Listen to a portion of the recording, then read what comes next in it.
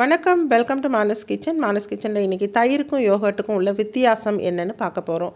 So இதில் எது best அப்படின்றதையும் பார்க்க போகிறோம். ஸோ தயிர் பார்த்திங்கன்னா யூஸ்வலி நம்ம கொஞ்சம் உர ஊற்றி பாலில் ஊற்றி செய்யக்கூடியது தான். ஸோ அடுத்தது யோகர்ட் பார்த்திங்கன்னா இது அப்படி கிடையாது. இது ஒரு செயற்கை முறையில் பாக்டீரியாக்களை செலுத்தி நொதிக்க வச்சு செய்யப்படுற பொருள் தான் யோகர்ட். அடுத்தது பார்த்திங்கன்னா இதில் ஒரு பவுலில் தயிரில் ஒரு 3 to 4 வரைக்கும் நமக்கு புரதச்சத்து கிடைக்கும். ஆனால் இது யோகர்ட் பார்த்திங்கன்னா ஒரு 8 to 10% வரை நமக்கு புரதச்சத்து கிடைக்கும். அதுதான் இதனுடைய டிஃப்ரென்ஸு.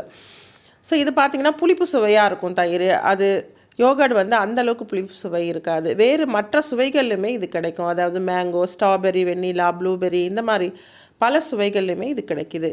இது பார்த்திங்கன்னா மூளை வளர்ச்சிக்கு அதிகமாக உதவுது தயிர். அதே சமயம் ஜீரண சக்தியும் அதிகப்படுத்துது. ஸோ இந்த இடத்துல யோகர்ட் பார்த்திங்கன்னா ரத்த அழுத்தம் மற்றும் கொலஸ்ட்ராலை குறைப்பதற்கும் உதவுது. அடுத்தது உடற்பயிற்சி